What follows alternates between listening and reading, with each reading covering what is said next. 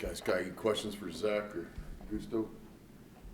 Zach, I asked Chris last week just kind of your expectations for this season. Talked about the role that you played and you earned that scholarship last year. Just kind of talk me through what last season was for you and kind of that role that you had. Yes, sir. Last season, just was excited just to be here, be around, and just try to mindset every day was just get better every day, just see how good I could get, and really try to soak in as much information as I possibly could, and learn from the veteran team we had, all seniors, and just try to just grow and experience that way. Did you lean on Eduardo any? I mainly lent on Sean. Sean really was he was big for me. He's like kind of like a big brother to me. Yes, sir. How did that go? Augusto, what'd your portal process look like, and what was it about Ole Miss that made the right fit? Right here. There's the man right there. I mean, can't go wrong with Coach Beard, one of the best coaches in college basketball right now. And I mean, it's an awesome town, great program, doing good things last year, and we want to do better things this year. So that's the guy right there. How'd that relationship develop between you and Coach Beard? Well, as you guys know, Eduardo is also Brazilian. I'm Brazilian. So I guess they kind of connect to each other. And Coach Beard got to know me a little bit, and I'm here now, and I'm happy to be here. How well did you know Eduardo before this, if at all? Yeah, we played together in the NBA Academy for a little bit. And also my uncle played with his father, so we do know each other a little bit before here, yeah. Once you hit the portal at Butler, what was it you were looking for just personally? I was looking to go into a winning program and mostly be able to help wherever I'm going to the Final Four and win a national championship. That I was looking for. How have you kind of started to get accustomed to Mississippi and Oxford, I guess, so far? I mean, it's not that hard to get adapted in here. I mean, Oxford's an awesome town. I have awesome teammates, have good coaching staff. What else? I mean, the weather's pretty much, as I was from Brazil, Salvador, is hot and humid, so it's not that hard to get adapted for me. I've also been doing this for a while, so. Zach, you're kind of one of the few guys that was here last year. What's it been welcoming in all these new guys and kind of blending this team together? It's been very exciting. Very just new people, meeting different people from different colleges, especially from all the portal stuff, and just kind of seeing how other people did what they did last year and like how they approach certain things and the way they think about certain things. Is it something that takes effort, getting a team together and gelling, or does it happen just in the course of practice and all that? I mean, I think it definitely does. Like outside of practice, definitely team meetings and team meals and stuff like that. And I think that really helps us grow our chemistry and stuff. I was also a part of it. It naturally happens on the court, but I think you can't just rely on the natural aspect on the court. Zach, how do you stay mentally prepared for the season, cut these months and the months leading up to the season in the fall? Right now, just really not trying to look forward. Just one day at a time. Just get better each day. Just go as hard as you can each rep, and just see where it takes you. Going back to what you talked about, Sean kind of became that big brother. When did that moment or when did that bomb kind of start? Really, just since I got there. I mean, we played one-on-one a few times. I would work out with him, and then I think we mutually just grew a respect for each other, and I really tried to lean on him and stuff because he really taught me a lot about the game of basketball and just about just life in general. Zach, is one of the few returns of this team. Just how do you think this team? What are your initial impressions of this team? I guess maybe compared to last year's team. I think this year we're extremely athletic. I think we're just a different team than last year. Really versatile, athletic, really fast. Not as much experience as last year, but I really think the athletic piece is a huge thing. Any more questions for the guys? All right, appreciate you all.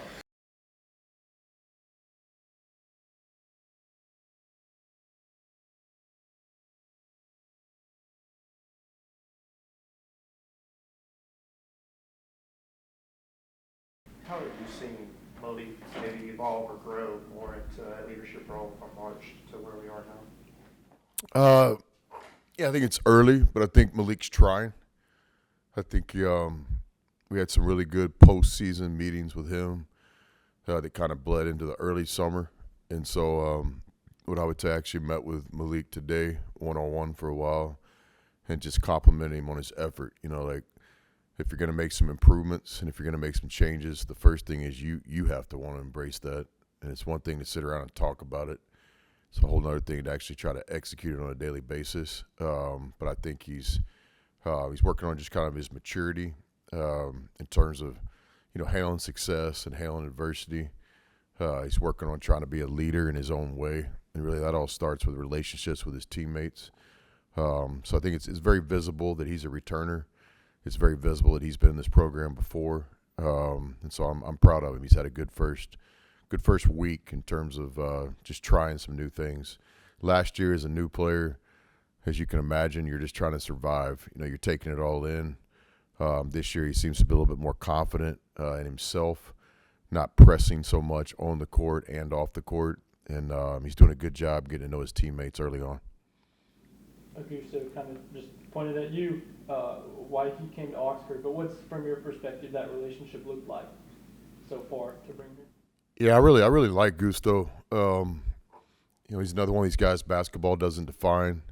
He's had an amazing early part of his life, you know, being from Brazil, coming to the States, pursuing an education through basketball.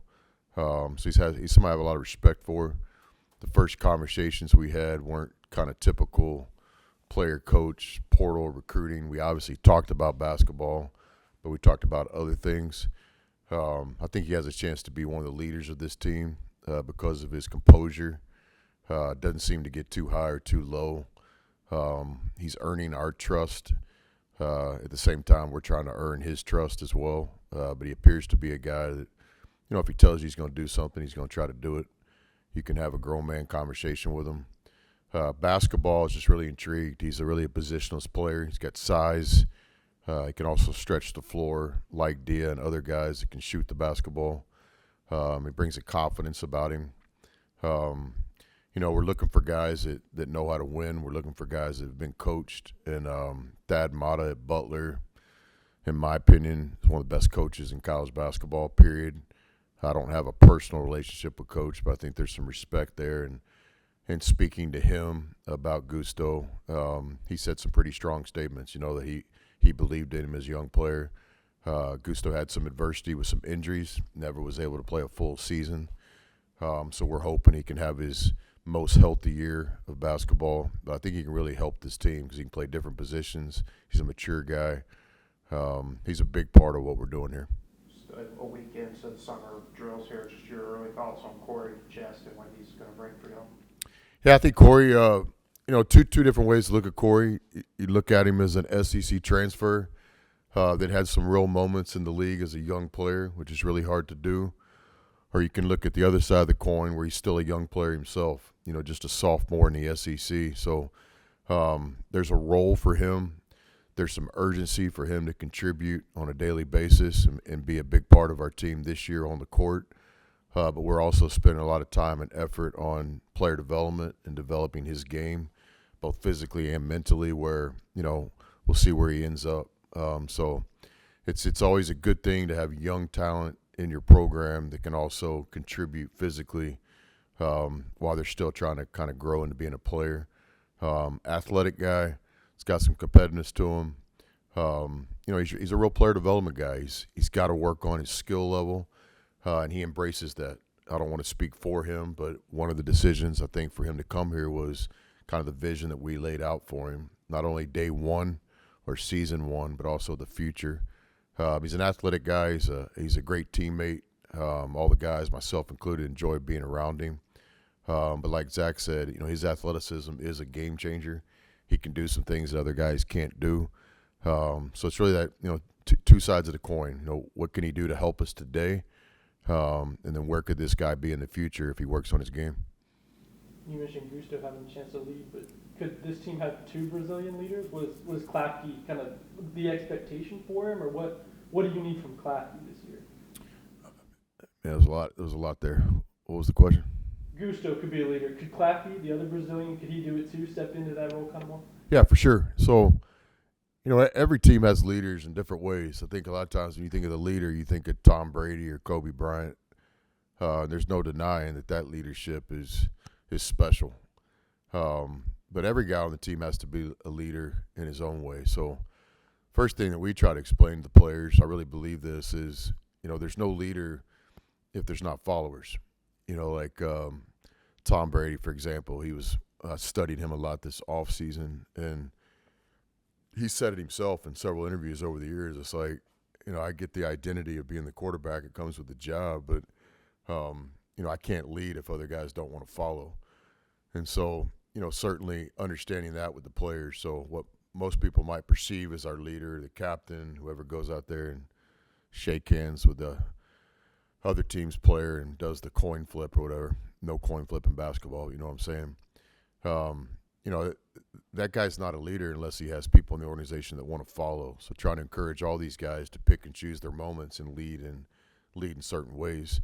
Gusto has a chance to be a leader because of his experience, his age, his demeanor, his life experiences. He's been through a lot. Klafke has a chance to lead this year. He's one of 3 returners on the team. Or Max was on the team last year, just didn't get to play, but one of 4 guys that wore the jersey last year. Klafke also can really lead through his effort, crowd favorite early on, just with the energy he plays with, and that bleeds into everybody else. So, guys lead in different ways, and then from time to time over the years, you're blessed to have that special guy that wants it all on his shoulders. Too early for us to identify that yet, but what's a given and kind of a non-negotiable is everybody on this team's going to have to find their ways to lead in certain ways, and everybody's going to have to, be a follower as well. Last week, I think it was confirmed that you guys are hosting Miami for that ACC, SEC. What do you think about drawing them and having them here? Did you guys get that from Swartz, or did you have to read it on the internet? Got it. I think both. Job, Swartz. What color shirt is that, Swartz? It's like a turquoise today. Aqua, turquoise. Yeah. So looking forward to the ACC Challenge. Miami coming to Oxford, home game. That's an important thing for a lot of reasons. We want to try to have quality opponents for the season ticket holders. Coach Lucas, friend of mine, known him since he was a player and competed against him over the years. A lot of respect for him. Most recently, what he did at Duke. And so we know this about Miami. They're going to be talented. They did a really good job in recruiting the spring portal. And then, Jay has a lot of just experience in basketball. His dad, his brother, he's a great player himself. So very similar, I think, to kind of the Louisville game last year. Louisville being a first-year program and stuff. I kind of had a feeling that I felt really strongly about it, that Louisville was going to be a really good opponent, an NCAA tournament team, whereas most people kind of disagree with that. I think the same thing could be said for Miami. I think their coaching staff knows what they're doing. They did a great job assembling talent on the roster, so it'll be a great opportunity game for us. Weekend, so many new guys, you're having to kind of mix in and gel. Do you feel like you're where you'd like to be a week in the summer, whatever your mile marker was in your head? Yeah, a lot of urgency on that. We're just fighting time. Like you just want to have a team meeting and a team exercise. You want to just kind of max the 24 hours every day. But it is the summertime, and a big part of summer is balance. We all know what's coming when the grind starts, so it's kind of a fine line. We want to work really hard during the summer, but we also want to encourage these guys to have some fun. Balance is a big part of our process, whether these players, are in a relationship, or a couple of these guys have dogs, which is a huge commitment. All these guys have a passion off the court. And so, it's kind of a fine line in the summer. We want to work extremely hard, but there's great value in just a natural off day too, where these guys can kind of just on their own terms, spend time with each other. And I think we had a really good first week with guys' willingness to do that. I noticed the simple things, like when we meet as a team, is it always the same guys sitting at the same table, or do we have some variety, some diversity in who guys are hanging out with? And we've seen that. And again, I give those 4 returning players a lot of credit for what they're trying to help their teammates get comfortable in Oxford. And I think the new guys are coming in here with a lot of courage. This is not a team where a transfer can just come in and you kind of fit in. this is a team where literally, D and Klapke played minutes last year, and other than that, everybody's new. So, but I know the first week felt good. We had a lot of energy around the program. I think we got better in our 3-team practices. We've got some guys already making some strides in the weight room, trying to take some weight off a few guys, trying to put some weight on a few guys. Academically, we're off to a good start. About half our teams in academic classes this first session of summer. We set the same goal that we've had since 1999. We're trying to make all A's and B's as a program. From time to time, you got to fight for a C. But the effort is, where we have a standard around here. And so week 1 felt good. We've got this week and then next week, then the July 4th, we're going to take a few days off. So we're just fighting time more than anything, just trying to get as much done as we can every day. But again, also letting the guys enjoy Oxford. It's a great college town. It's summertime. We all know what's ahead here in a few months, and so it's a fine line for sure. You mentioned looking at Tom Brady. I guess what made you kind of want to study him a little bit? And I was wondering, have you met him at all? Crossed paths with Tom? I don't think I've met Tom Brady. I might have shook his hand at some event, but I've never met him in terms of quality conversation or anything. But one thing that I've always done is each off season I'll try to study winning. It doesn't always have to happen in the form of basketball. It doesn't always even happen to be athletic minded, but just trying to kind of study successful people and try to kind of learn what they tick, what makes them tick. And so certainly, with Brady, what he did in football kind of speaks for itself. And I think retirement this past year or so, he's been pretty vocal and does an interview from time to time. Also, always really interested in the guy that will really talk and not all the fluff. That's one of the cool things about today's world with some of these podcasts and stuff. It seems like some of these winners, elite people, will talk a little bit more free than you used to back in the day, when you were on the Roy Firestone. Schwartz, do you know who Roy Firestone is? You? I know the name, but I'm not. That's your homework today, Schwartz. Roy Firestone. But you know what I'm saying? Like, it's like these podcasts, one of the cool things about it are some of these relaxed interviews. Like back in the day when I was with Coach Knight, the only way people could really get access to Coach is watch like post-game press conferences, or maybe if he did like a live with Larry King or something from time to time. And so you just starve for information on these people. But now it's like, people just talk on a daily basis. So I think, just the access to information, then you kind of weed it out. You can kind of tell that's kind of fluffy. That's who he is. If you listen to a guy long enough and you study about him or her, you can kind of understand what makes him tick. So, with Brady, it's like the ultimate kind of chip on the shoulder. I guess wasn't supposed to play in college, ends up being the best player. Wasn't supposed to be a draft pick, ends up being the best player. All of his teams won. I think his relationship with his teammates, relationship with his organizations, coaches, owners, the whole deal. So I really enjoyed, trying to learn as much as I could about him. And then ultimately I get it down to like the Cliff Notes version. You know what Cliff Notes is, Horst? And then try to get that information to the players. I don't expect Gusto to spend all the time that I spend on those projects, but if I can get him the bottom line, if I can give him 5 minutes worth of information it took me 4 months to gather, I always thought that's kind of one of my responsibilities as the coach, is to continue to kind of, help these guys, educate them. And so, yeah, I've spent a lot of time this off-season spring looking at Tom Brady. You kind of had a podcast, I think, the Fireside Chat. Are you planning to do that again, or is that kind of run its course? Yeah, we need to. Schwartz, Come on in. let's go. Yes, things been good to us over the years, direct communication with the students, and then I think other people enjoy just watching it. And so, we definitely need to do that. We're looking forward to year 3. I think, our relationship with our students has grown so much from the first season to last season, and it's just really an important relationship to us. So we've been meeting on all things kind of marketing and stuff like that on a weekly basis since the Michigan State game. We've added some new people to the team here, so yeah, for sure, we're looking forward to doing the best job we can to kind of have that relationship with the students. And the fireside chat is definitely something we should bring back. All right, thanks, guys. Appreciate it, guys.